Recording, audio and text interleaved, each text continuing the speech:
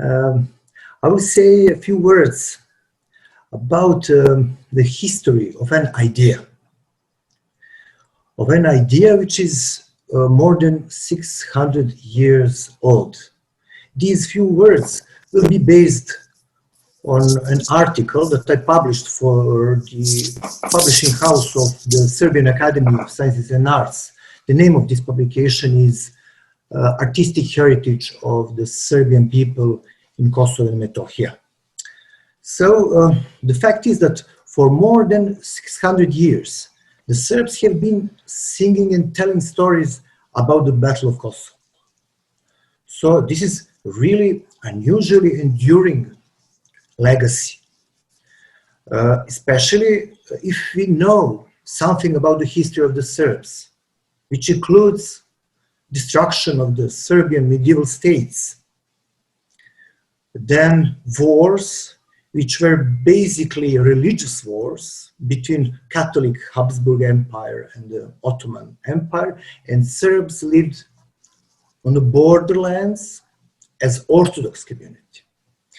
Then forced migrations as well, and conversions into Islam or Catholic faith. So what is the secret of such a remarkable longevity of the Kosovo legacy?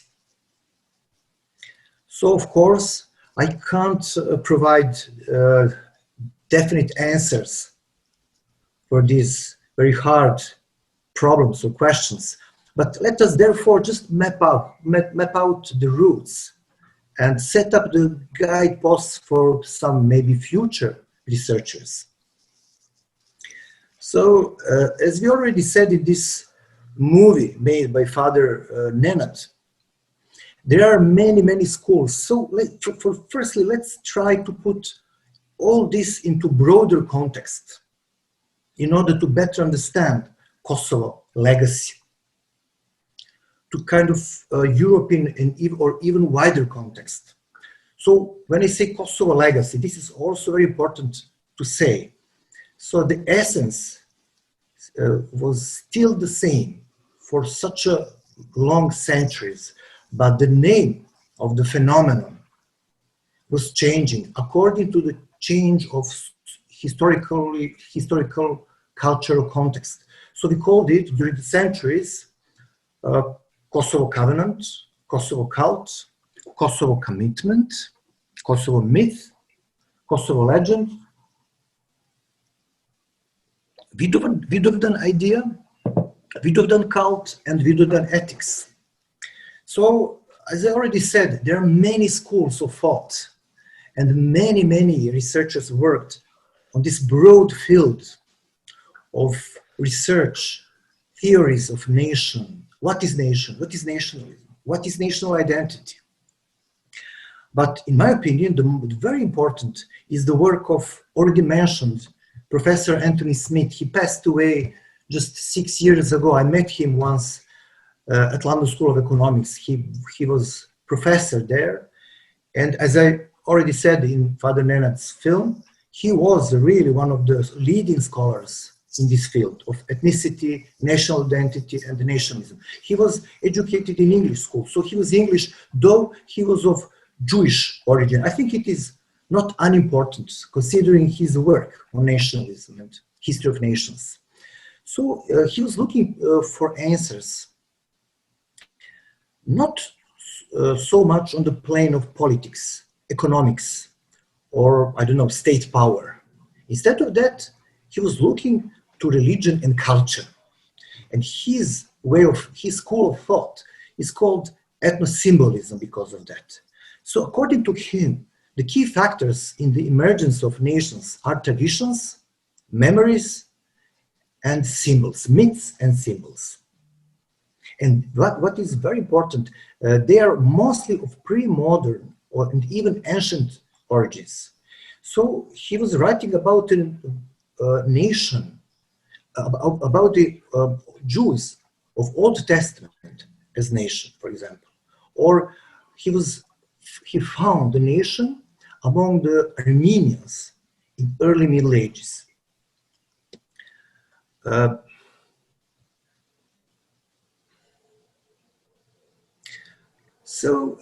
what is also important for our topic is the fact that he agreed with the modernist Erich Hobsbawm that proto-nationalism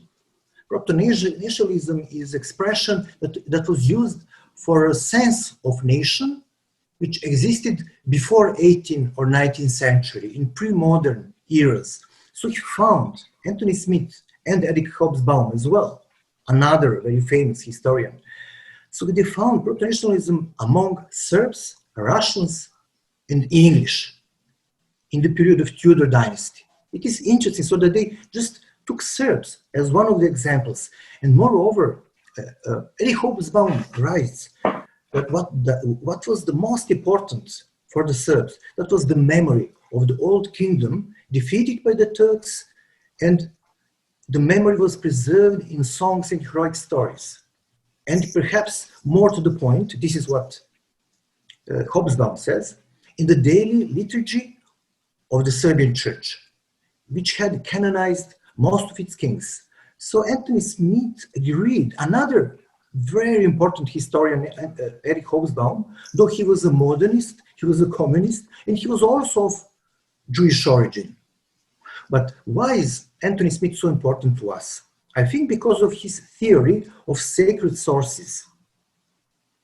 So according to him, sacred sources represented the foundation upon which nations and the national ideologies were built in the modern period. So there were many sacred sources, but the most important among them are the myths of ancestry, election, God's election, golden age, holy land, and the glorious dead. So the myth of ancestry or sacred source of ancestry is basically the remembering of the birth of a saint or hero, adoption of a new cult or faith, as in the case of Tiridad III in Armenia, Clovis I in the Frankish kingdom, or Vladimir the Great in Russia. We can add to this line Saint Sava or Cyril and Methodius among Slavs or the Serbs in the case of Saint Sava. But of special importance, however, is Smith's understanding of chosen peoples. This is what was mentioned in Father Nenad's film. According to him, there are chosen peoples, or at least peoples who believe or who believed during their history that they were chosen by the Lord himself. And they can be subdivided into covenantal nations and missionary nations. So the awareness of a special grace of God and the covenantal relation between a community and the Lord among Christian people is modeled on Old Testament examples, particularly those found in the 5 books of Moses, books of Maccabees, prophets, and Psalms. So when historical sources frequently refer to, say, Moses, Exodus from Egypt, or receiving the covenant at Sinai, entering the promised land, and so on, it is necessary to make a careful case-by-case distinction between the literary conventions of the time and the clues that indicate the presence or the awareness of election. Of course, we are talking now about mostly medieval text sources or early modern. So in addition, the covenant implies not only God's grace and care for the chosen people, but punishment as well, that will come upon these people if they break it. So, covenantal nations, according to Anthony Smith, strive to keep the covenant and God's grace by setting themselves apart and refusing to be assimilated into other religious groups. This is particularly evident in periods of military defeats, immigration, and loss of state independence. Examples: Jews, definitely, for whom the people are bearers of the covenant. Armenians, for whom the church is the new Israel. And This is what he says, Anthony Smith, Ethiopians, whose ruling dynasty is the bearer of the covenant. We can add to this line the Serbs, but we will say something about that later on. On the other side, missionary peoples, they strive to propagate their cults and myths. Among the peoples that see themselves as instrumental in spreading God's will, Smith mentions the English, Scots, French, Russians, American colonists, and Arabs of 7th century. So there is a very special book written by Anthony Smith called The Cultural Foundations of Nations. This is where Smith classifies whole nations as hierarchical, those that find their models in ancient Middle Eastern states and especially in Imperial Rome. Secondly, covenantal nations, which model themselves on Old Testament, especially, of course, on Old Testament Jews. And republican nations whose models or patterns are Greek city-states, ancient Greek city-states, republics, and republican Rome. So while hierarchical nations include the medieval monarchies of England, Russia, Sweden, and so on, republican nations emerged from the French and American revolutions. But in addition to the Jews, Armenians, and Ethiopians, since the time of the Reformation, covenantal nations have also included the English, Dutch, Swiss, American colonists, and Russians. It is important to mention that teaching of Calvin and Zwingli already included the belief in election and covenant. And I believe that especially through the teaching of Jean Calvin, it entered the culture of all those Protestant nations. And it was strengthened, especially owing to persecutions and exoduses during the religious wars of the 16th and 17th centuries. It was expanded from individuals to include communities as believers. So let's remember, for example, that especially during the Dutch revolt against the Spanish rule, or Puritan Revolution in England, contemporary sources, they testify about, they believe that they were kind of New Israel Puritans, and that they saw the enemy as Pharaoh Egyptian forces. And it is also very important to mention that the identity of nations are basically sort of a palimpsest combination of different sorts of nations, hierarchical, covenantal, and republican layers, especially, for example, Greek cases and some others, including Serbian. So the third sacred source, the Golden Age, is the remembrance on some special period of history, the time of greatest glory and heroism, religious revival, and so on, the periods of moral, political, and artistic mode, which serve as models for posterity.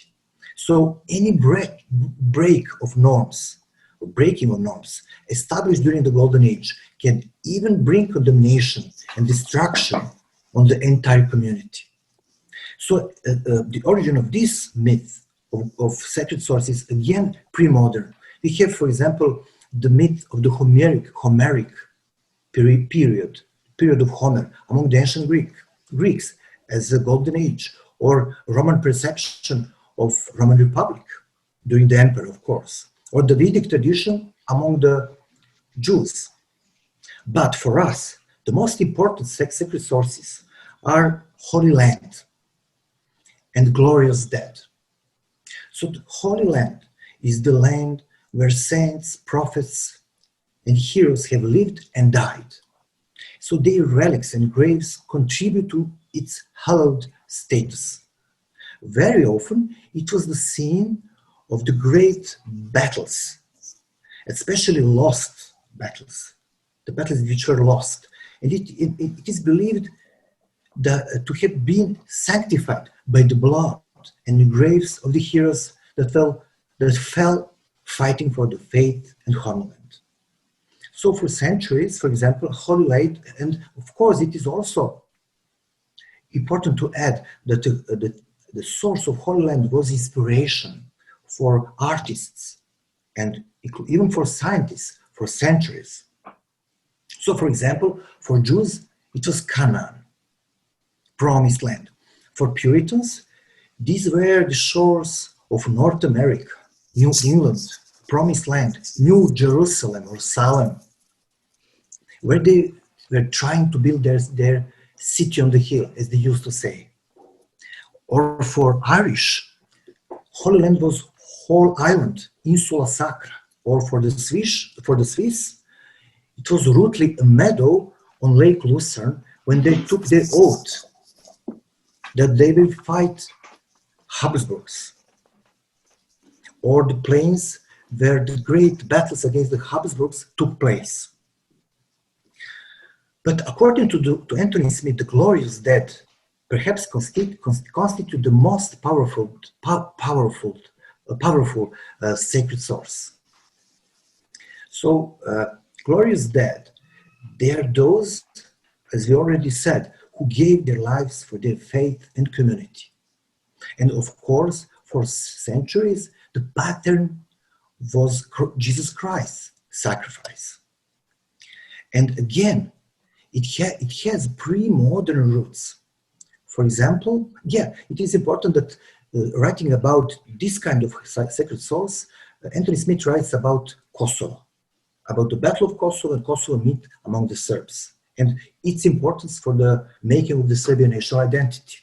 Then we have Battle of Thermopylae in 5th century before Christ for Greeks, for pre-modern Greeks, or destruction of Second Temple for pre-modern Jews, or defeat of Armenians in the battle against the Persians. That was the Battle of Avrair, where all soldiers and their generals died.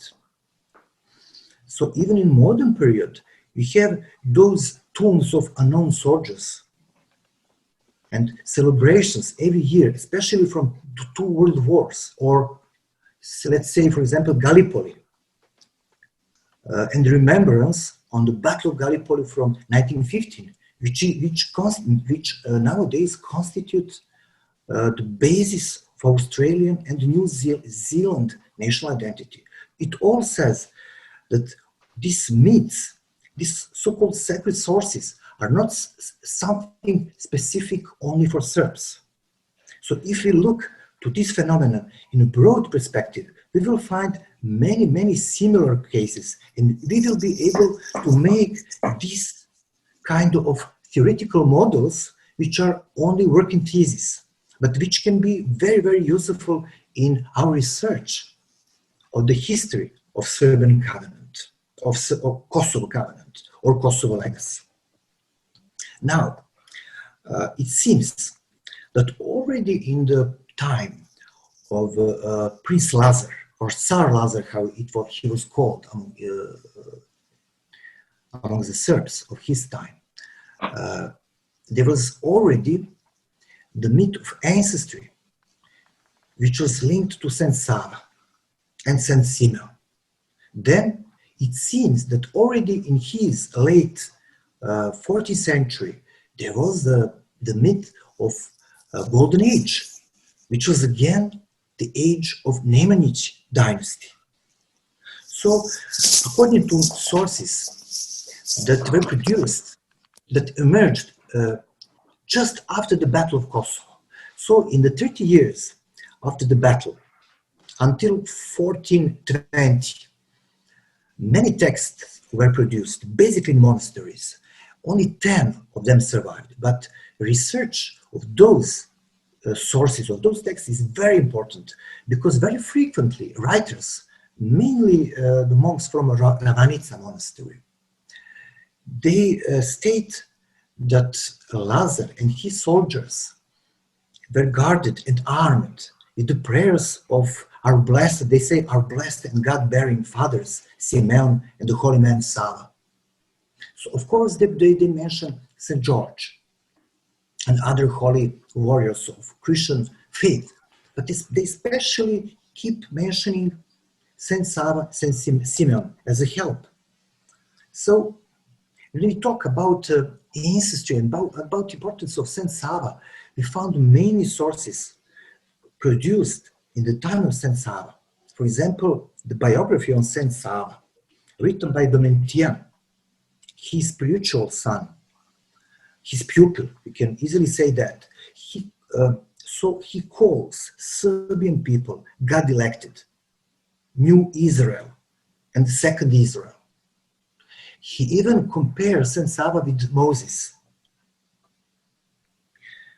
So it seems, it seems that what Prince Lazar has done in Kosovo Battle of Kosovo, it was reaffirmation and fulfillment of the covenant of Saint Sava, and also the most important one, the new covenant, testament of Jesus Christ. Because again, contemporary historical sources from the period of Saint Sava, they say that Saint Sava, since he left palace and he chose a monastery, he chose kingdom of heaven instead of earthly kingdom. For example, in the Charter of Dechani and some others. Moreover, there is another important fact. In the period of, from the period of Prince Lazar. So the covenantal, in my opinion, the covenantal character of the Kosovo legacy is also evident in the fact that the explanation for the Kosovo defeat and the fall under Turkish rule were sought in the transgressions of the Serbs in their breaking of the covenant. So from 14th century, right until the end of 18th century, the most prominent Serbian men of letters wrote about the sins of Emperor Dušan, such as the murder of his own father, King Stefan Dechansky, his elevation of the Serbian archbishop to the level of patriarch. Namely, the ecumenical patriarch had excommunicated the Serbian, not only Serbian emperor and Serbian church, but whole Serbian people from the Orthodox community, and who made a reconciliation between Serbian church, Serbian patriarch, and ecumenical patriarch. That was Prince Lazar. This is historical fact. But nevertheless, it was still believed that because of Dušan's sins, his son Emperor Uroš Nemanjić and the Serbian people had to pay the price. So the tyranny of Mnjavčević family and the legendary murder of Emperor Uroš were seen both as divine punishment and continuation of Serbian transgression. So Dušan's sins would remain the fundamental cause of the fall of the Serbian Empire, even in the works of most important writers of 17th, 18th century, Count George Branković or Higumen Jovan Rajić. And the treason of Vuk Branković in the Kosovo battle is just the part of the series of unfortunate events, which especially include the discord and quarrels among the nobility and the treason of Vuk Branković in the Battle of Kosovo. So basically, in my opinion, and we can find a lot of sources about that, from 14th century until Njegoš's work in 19th century, one of the most famous writers of Serbian Romanticism, he was metropolitan as well, that Serbs had to suffer because of the sins of their fathers. Grehova otaca naših rati. Which takes us very close to the breaking of the covenant, according to the Old Testament theory of Anthony Smith.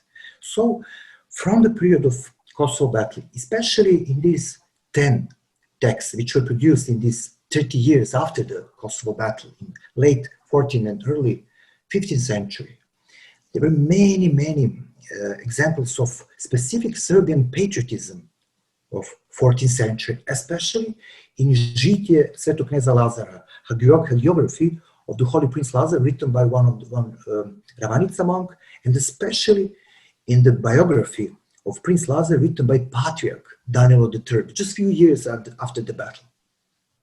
What is very interesting, it is the fact that this covenant idea was not limited to the highest ranks of society, to the nobility.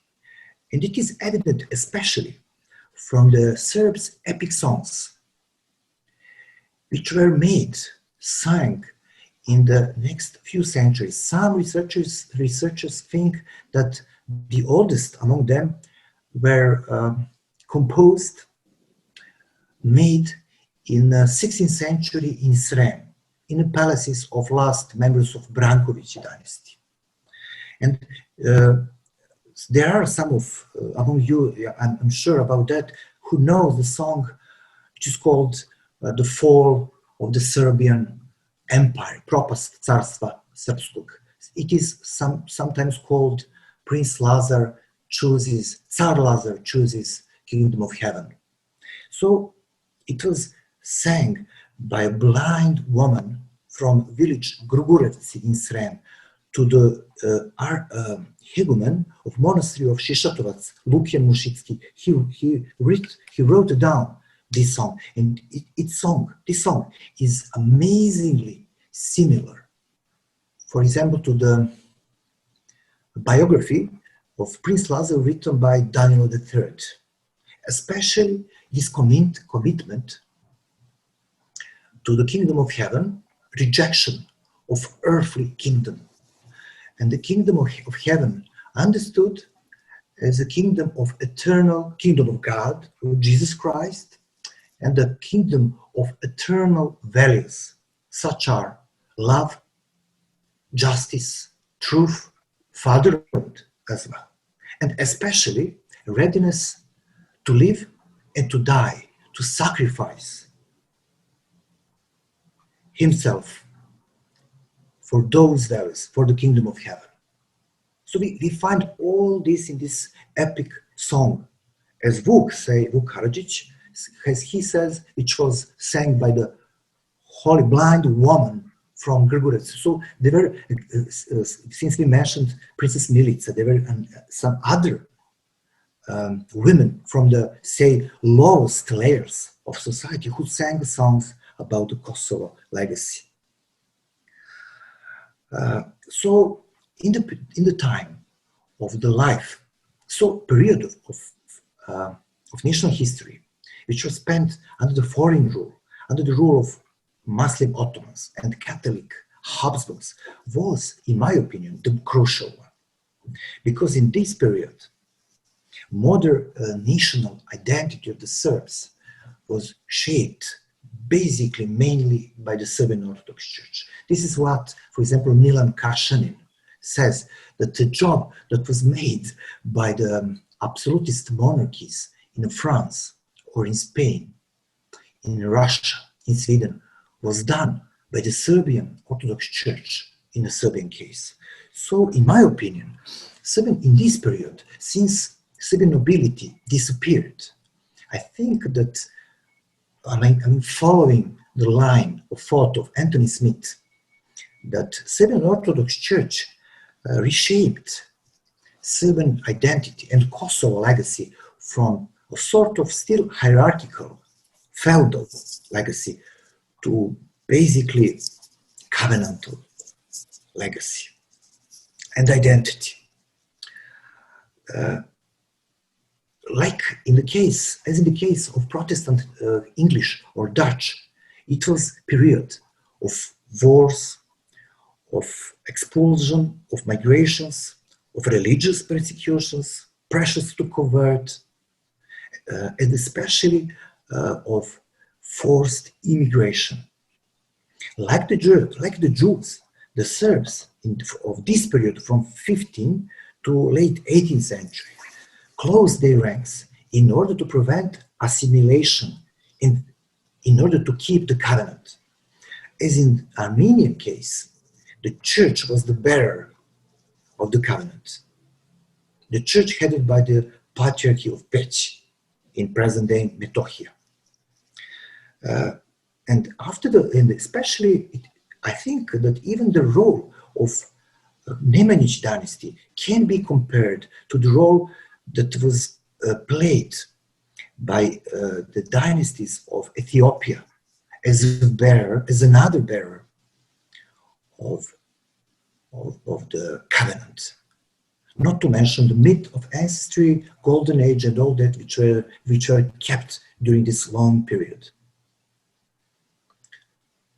And in this, according to some historians, in this period, and let's not forget that it was period of Turkish jihad in the Balkans, and that was period of reformation, and the counter-reformation in the European West. So this is period where in whole Europe the identity was linked to religion in the most closest way.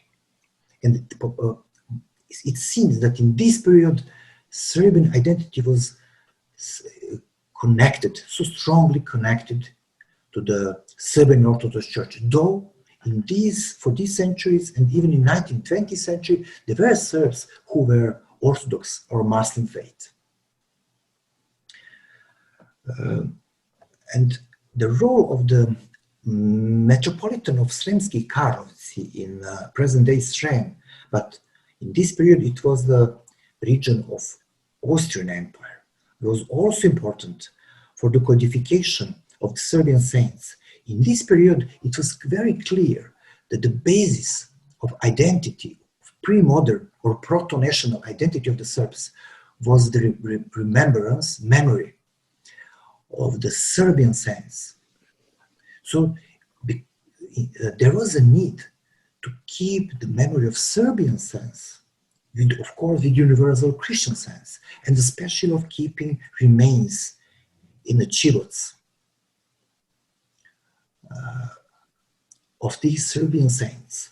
So the role of the 18th century Metropolitan of Sremski Karlovci was also important. So in short,